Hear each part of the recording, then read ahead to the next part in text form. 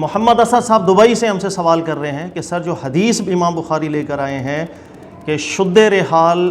مسجد اقصیٰ کے لیے جائز ہے، مسجد الحرام کے لیے جائز ہے، مسجد النبی صلی اللہ علیہ وسلم کے لیے جائز ہے، کہہ رہے ہیں اس حدیث پر وضاحت کر دیں کہ انہوں نے کہیں سنا ہے کہ حدیث ٹھیک نہیں ہے یا اس کے متن قرآن پاک سے کلیش کر رہا ہے، تو کئی علماء ہیں جو اس کو قبول نہیں کرتے ہیں۔ میں سمجھا دیتا ہوں۔ محمد اسد صاحب کے حدیث ظاہر ہے قرآن پاک سے کلیش کرے گی تو اس پر آبجیکشن آتا ہے، لیکن یہ حدیث بالکل قرآن پاک سے کلیش نہیں کر رہی بلکہ بالکل ٹھیک حدیث ہے اپنی سند کے اندر بھی اور اپنے متن کے اندر بھی۔ ہاں یہ جو روایت ہے پرٹیکولرلی اس کا جو معنی ہے اس کو سمجھنے میں تھوڑی دشواری پیش آ جاتی ہے، بعض لوگ سمجھ نہیں پاتے ہیں یا غلط نتائج نکال لیتے ہیں، ورنہ حدیث بالکل ٹھیک ہے۔ مسجد اقصیٰ کے لیے خاص طور پر لوگوں کو ایک شبہ پیدا ہو جاتا ہے اور کئی حضرات اعتراض کر جاتے ہیں کہ مسجد اقصیٰ کے لیے شد رحال کیوں ہے، وہ تو قبلہ اگر تھا بھی تو وقتی طور پر تھا، بعد میں تو حکم منسوخ ہو گیا، تو یہ کیسے ہم کہہ سکتے ہیں کہ وہاں کے لیے شد رحال ہے؟ دیکھیے گا اللہ تعالیٰ نے قرآن پاک میں ذکر کیا سبحان الذی اسریٰ بعبدہ لیلا من المسجد الحرام الی المسجد الاقصیٰ۔ رسول اللہ صلی اللہ علیہ وسلم کو جو اسراء ہوئی تھی وہ ہوئی مسجد الحرام سے مسجد اقصیٰ کے لیے تھی، تو مسجد اقصیٰ کے لیے سفر خصوصاً رسول اللہ صلی اللہ علیہ وسلم کو بطور اسراء کے کروایا گیا تھا اپنی شان کے لائق، یہ کیسے ممانعت کے اندر ہو سکتا ہے؟ یا یہ حدیث مسجد اقصیٰ کا جو سفر ہے شد رحال کا یہ قرآن سے کیسے کلیش کر رہی ہے؟ بالکل قرآن پاک کے مطابق ہے اور اس میں اعراض بھی بہت زیادہ ہے۔ مسجد الحرام سے مسجد اقصیٰ کی یہ اسراء ہوئی تھی، مسجد اقصیٰ سے مسجد الحرام کی نہیں تھی، اس میں بہت بڑا راز بھی ہے، یہ الگ ٹاپک ہے، پھر کبھی ہم آپ کو سمجھائیں گے۔ بہرحال حدیث بالکل ٹھیک ہے، اس میں کوئی بھی ایسی چیز نہیں ہے جو قرآن سے کلیش کرے۔ ہاں یہ جو پرٹیکولر روایت ہے اس کے معنی کو سمجھنے کے اندر دشواری ہو جاتی ہے۔ کئی لوگ سمجھتے ہیں کہ یار سفر 3 جگہوں پر کرنا جائز ہے، اس کے علاوہ مطلب سفر کرنا جائز نہیں، تو پھر علم دین حاصل کرنے کے لیے اگر کوئی سفر کرے، تجارت کے لیے کوئی سفر کرے، یہ سارے سفر ممنوع ہو جاتے ہیں، تو یہ وہ معنی ہے جو غلط سمجھ لیا جاتا ہے۔ اس حدیث میں یہ مراد نہیں ہے۔ اس حدیث کی مکمل تحقیق جو قاضی ایاز رحمۃ اللہ علیہ نے کی، محقق محمد جوینی رحمۃ اللہ علیہ نے جو کی ہے، اس کے علاوہ شیخ ابن تیمیہ صاحب رحمۃ اللہ علیہ نے کی ہے، نہایت نفیس ہے۔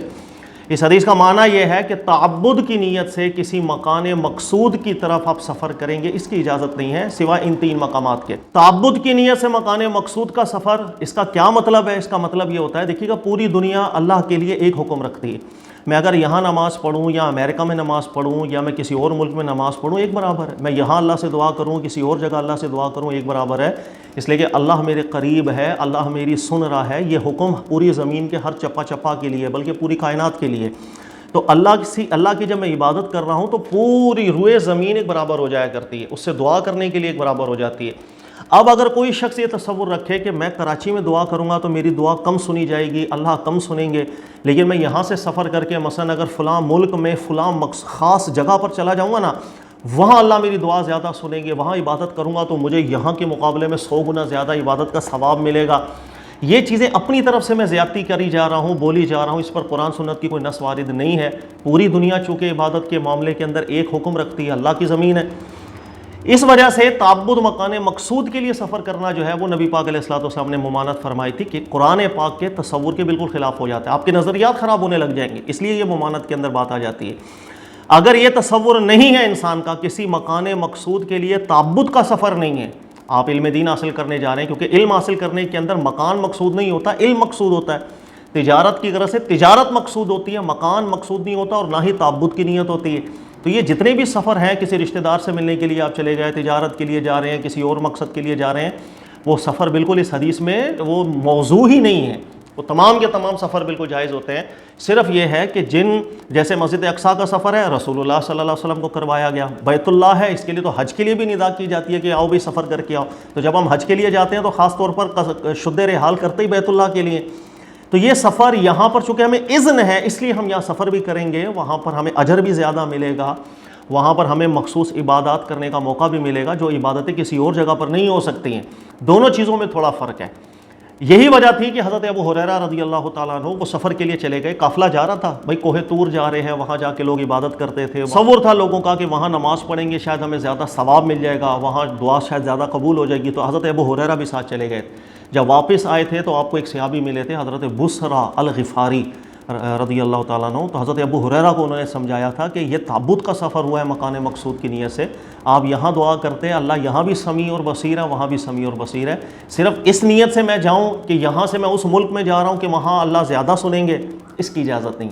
اسی طریقے سے خاص کسی قبر کے قصد سے آپ چلے جائیں کہ یار میں یہاں دعا کروں گا تو دعا کم قبول ہوگی، لیکن میں اگر رخصت سفر باندھ کے سفر کر کے فلاں ملک جاؤں اور فلاں کسی مخصوص اللہ کے نیک بندے کی قبر کے قریب جا کے وہاں دعا کروں گا نا تو میری دعائیں زیادہ قبول ہو جائیں گی، یہ بھی شد رحال میں داخل ہو جاتا ہے۔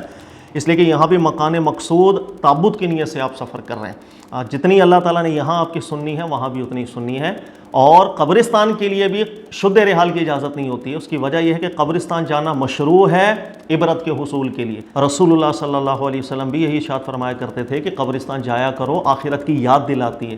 تو عبرت کے حصول کے لیے قبرستان جانا مشروع ہے، تو وہ آپ اپنے علاقے کے قبرستان میں بھی چلے جائیں گے تو وہاں عبرت کا حصول ممکن ہے۔ تو صرف عبرت کے حصول کے لیے میں سفر کر کے دوسرے ملک چلا جاؤں تو میں بالکل ایک ہمارا جو دین کا مقصود ہے اس سے بالکل ہٹ رہا ہوں، میں بے مقصد سفر ہو جائے گا۔ تو شد رحال کا معنی متعین ہو جائے گا، پھر بات سمجھنے میں آسانی ہو جاتی ہے۔ معنی متعین نہیں ہوتا تو پھر بہت سے اشکالات دماغ میں آ جاتے ہیں۔ اللہ تعالیٰ سمجھنے کی توفیق دے۔ محمد اسد صاحب، مجھے امید ہے بات سمجھ میں آ گئی ہوگی۔ جزاک اللہ خیرہ۔